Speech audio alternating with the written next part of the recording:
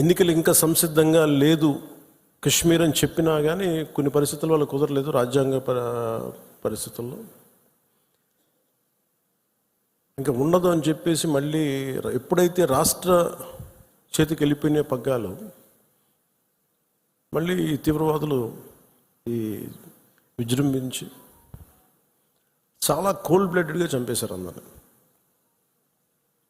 మీరు ఊహించుకోండి, మనందరం ఒక సాయంత్రం అంటే మనకి కశ్మీర్కి మనకి ఏంటి సంబంధం అనుకుంటాం. గ్లోబల్ విలేజ్ని మాట్లాడుతున్నాం, ప్రపంచాన్ని.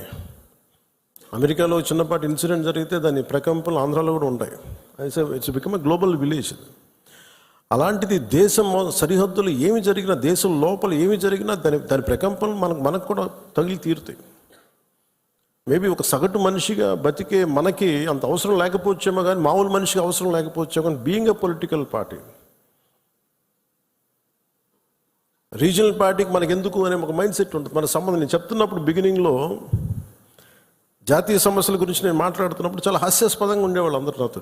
నీకు ఎందుకు ఇవన్నీ స్టేట్స్ విషయాలు చూసుకుంటే, state is a part of the country కదా, state is a part of the nation, how do we ignore? కానీ ఈ లిమిటెడ్, ఈ తక్కువ స్థాయి ఆలోచన విధానంతో మనం ఎప్పుడు బయట ఆలోచించాం, పరిధి దాటి ఆలోచించాం. సో ఇప్పుడు నేను ఆ దేశం కోసం ఎందుకు ఎంత తపన పడతానంటే, if borders are not secured, Kashmir భారతదేశం అదంచు దాడితే పాకిస్తాన్ వస్తుంది. ఆ హద్దులు బాగలేనప్పుడు దాని ప్రకంపనలు ఇక్కడ దాకా వస్తాయి. మియాన్మార్లో గొడవలు జరిగితే మనకి ఎందుకు అనుకోవడానికి లేదు. అక్కడి నుంచి రోహింగ్యాస్ వచ్చేసి ఇక్కడ మనకి ఆంధ్రాలో కూడా ఉంటారు చాలామంది. దాని ప్రకంపన దాని తాలూకు ఇంపాక్ట్ మనకి ఏముంటుంది అనుకుంటే, ఒక 10 సెంట్లు భూమి ఉంటేనే, రోజు 2 సెంట్లు భూమి ఉంటేనే మనం ఎంత తెలుస్తాం. అలాంటిది కంట్రీ సరిహద్దుల్ని మనం చూసుకోకపోతే నాయకులుగా వచ్చే ఉపద్రవాలు ఇలా ఉంటాయి. మన దేశం ఎప్పుడు కూడా చాలా మెత్తని దేశం. ఉగ్రవాదులకి ఎందుకు సమాధానం చెప్పలేం. మీరు నిజంగా ఆవిడ పడ్డ బాధ చూస్తే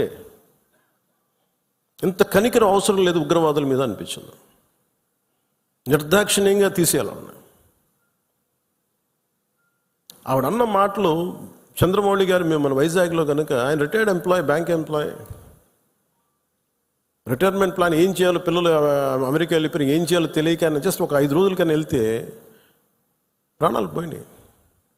మీరు ఊహించుకోండి, మన సరదాగా చాట్ తిందామని చెప్పి హైదరాబాద్లో గోకుల్ చాట్కి వెళ్తే బాంబ్ బ్లాస్ట్ జరిగింది, ప్రాణాలు పోయినాయి. Simple chat.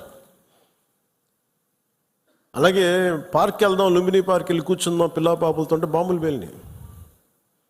అంటే ఉగ్రవాదం తాలూకు పంజా అన్నిటి మీద ఉంటుంది. దీంట్లో దాదాపు 26 మంది చనిపోయారు. ఈ గుర్రాలని తీసుకెళ్ళి ఒక్కతను మటుకు ఒకే ఆయన ముస్లిం, మిగతా 25 మంది 25 మెంబర్స్ హిందూస్. అది కూడా ఆయన ఎదిరించాడు. గుర్రాలను తీసుకెళ్లే వ్యక్తి ఉగ్రవాదులు ఎదిరిస్తే ఆయన చంపేశారనేది వార్త. అంటే కశ్మీరు మనందరం ఒక అందమైన లొకేషన్ చూస్తే మేము చాలాసార్లు, అంటే నాకు ఎందుకు కశ్మీర్ అనేది ప్రత్యేకంగా నాకు తగులుతూ ఉంటుందంటే, యాజ్ ఎ లీడర్ మీరందరూ కూడా, యాజ్ ఎ పొలిటికల్ పార్టీ స్టేక్ హోల్డర్స్గా మీరందరూ you have to read history.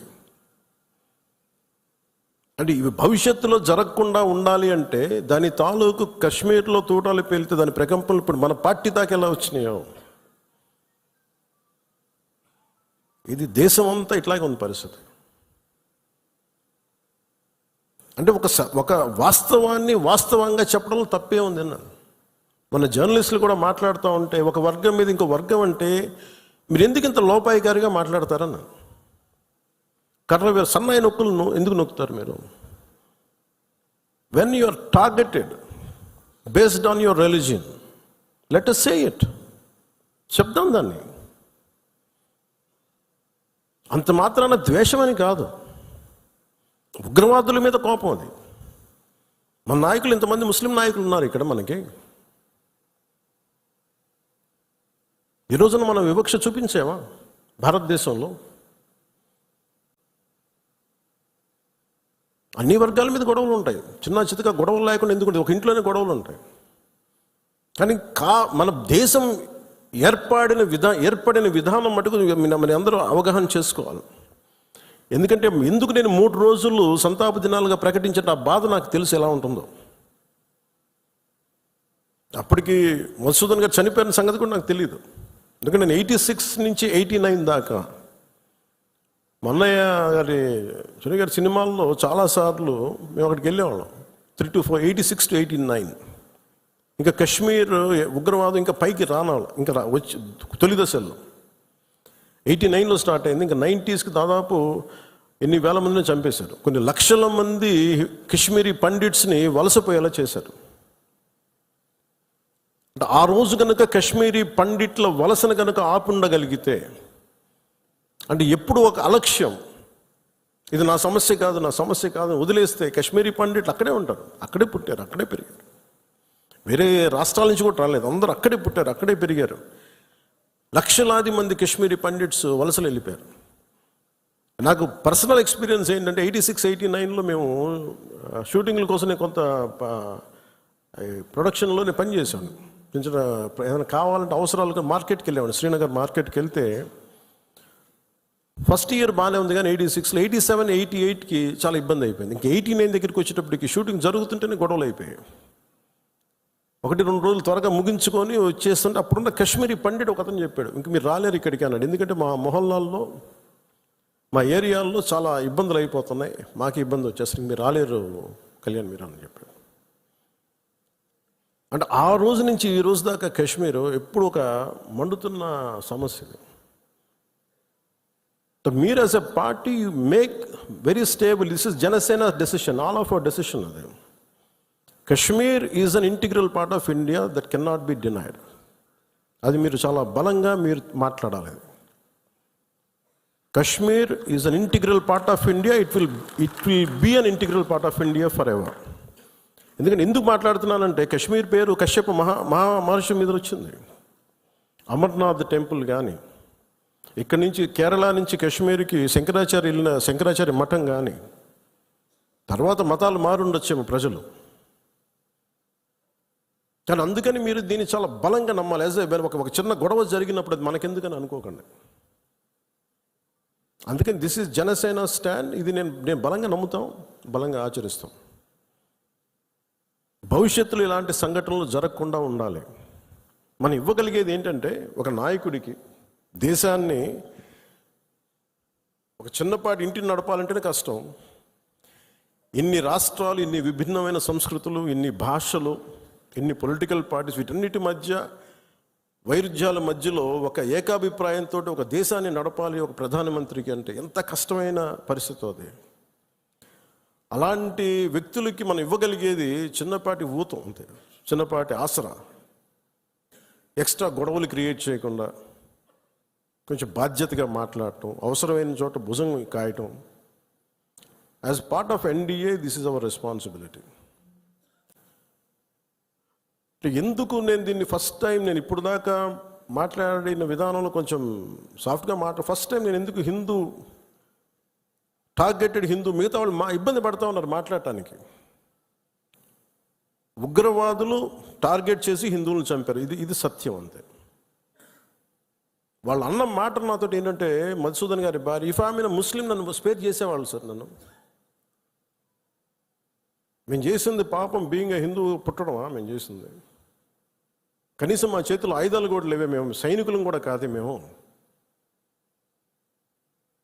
బిడ్డలిద్దరు అక్కడే ఉన్నారు. నేను ఆలోచించలే, ముందు ఆడలే అనుకున్నాను. ఆయన ఒక్కైనా వెళ్ళారేమో, అలా చనిపోయారేమో అనుకున్నాను. కానీ అయితే కుటుంబం అంతా ఉంది, ఇంకో 2 ఫ్యామిలీస్ ఉన్నాయి. అందరి ముందు దారుణంగా చంపేస్తే, ఇంకా ఇది భారతదేశం కాబట్టి చాలా 7 దశాబ్దాల తర్వాత మాట్లాడుతున్నాం మనం. కశ్మీర్ని 3 సార్లు, మన పాకిస్తాన్ని 3 సార్లు ఓడించాం. సహనం ఎక్కువైపోయింది మన దేశానికి. ఎందుకంటే కంట్రీ మనుషులే సహనం ఎక్కువ మనకి. ఏదైనా అతి చేస్తే మంచిది కాదు. అతి సహనం కూడా మంచిది కాదు, మితిమీరిన మంచితనం కూడా మంచిది కాదు. ఇష్టారాజ్యంగా వచ్చి కాల్ చేసి వెళ్ళిపోతాం అంటే మనం ఎందుకు కామ్గా ఉండాలి? మన జన సైనికుడు చనిపోయిన మన జన సైనికుడు మనలో ఎవరైనా కావచ్చు, అది నేను కావచ్చు, మీరు కావచ్చు, ఎవరైనా కావచ్చు. అది ఎంతమంది ఇక్కడికి వచ్చేసి ఉంటున్నారో మనకు తెలియదు, ఏ ముసుగులో ఉంటున్నారో తెలియదు మనకి. సో మీరు వెళ్ళేటప్పుడు ఇది నిరంతర పహార, eternal vigilance is essential element for democracy.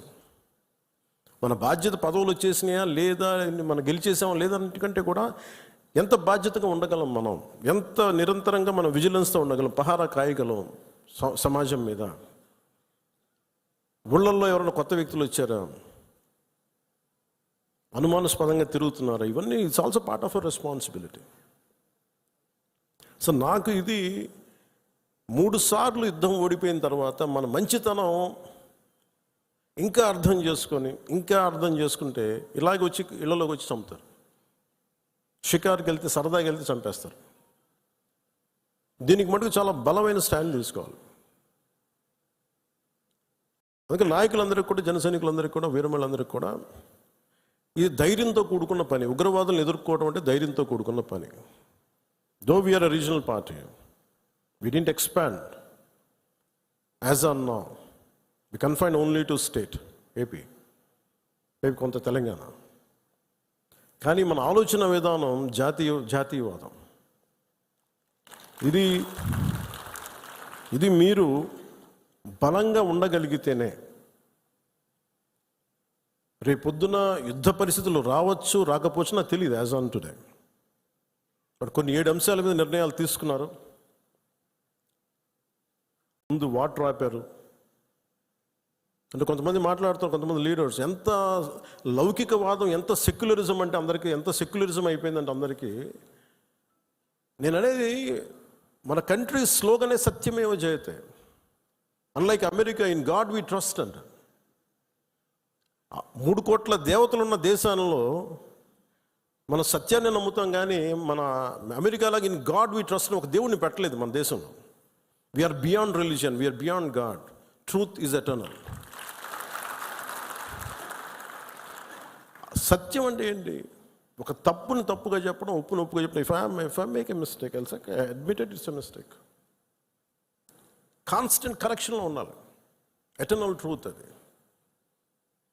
అలా కాకుండా ఇంత 26 మంది చనిపోతే, మత ప్రాతిపాదికని చంపినా కానీ మన సెక్యులర్ వాదులు, సో కాల్డ్ సూడో సెక్యులరిస్ట్, వాళ్ళు ఏం మాట్లాడుతున్నారు? మతవాడికి చంపలేదంటారు. చనిపోయిన మధుసూదన్ గారి భార్య, అందరూ వాళ్ళ అబద్ధాలు చెప్తారు. వాళ్ళు పాకిస్తాన్ని ప్రేమిస్తూ ఉంటారు. వీళ్ళందరూ ఇక్కడ భారతదేశంలో కూర్చొని మీరు పాకిస్తాన్ని ప్రేమిస్తుంటారు. మొన్న కొంతమంది నాయకులు డిబేట్లో మాట్లాడుతుంటే చూస్తున్నాను. మీరు పాకిస్తాన్ అంత ప్రేమిస్తే దయచేసి పాకిస్తాన్కి వెళ్ళిపోండి, ఇక్కడ ఎందుకు? పాకిస్తాన్ మీద మీకు అంత ప్రేమే ఉంటే ఇది మాట్లాడుతున్న పోనీ ఏదైనా వీళ్ళందరూ కూర్చొని కాంగ్రెస్ నాయకులు వీళ్ళందరూ, కొంతమంది ఎమ్మెల్సీలు కూడా ఉన్నట్టుగా అనిపించింది నాకు చూస్తుంటే. ముఖ్యంగా సౌత్ నుంచి ఉన్నారు కొంతమంది సీనియర్ కాంగ్రెస్ నాయకులేం. కాంగ్రెస్లోనే విభేదం ఉంది.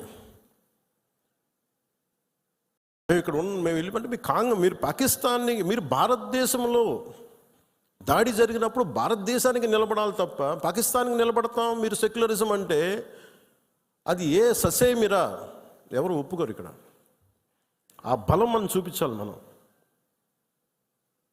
ప్రాణాలు పోతే తిరిగి వస్తాయా? ఆయన ప్రాణాలు పోయినాయి, ఆయన బిడ్డల పరిస్థితి ఏంటి? ఆయన భార్య పరిస్థితి ఏంటి? మెరిట్ మీద ఉద్యోగం సంపాదించుకున్న అబ్బాయి, ఒకటే కంపెనీలో నిలబడి ఆ మెరిటోరియస్గా ఎదిగినవాడు, ఒకటే మాట మాట్లాడే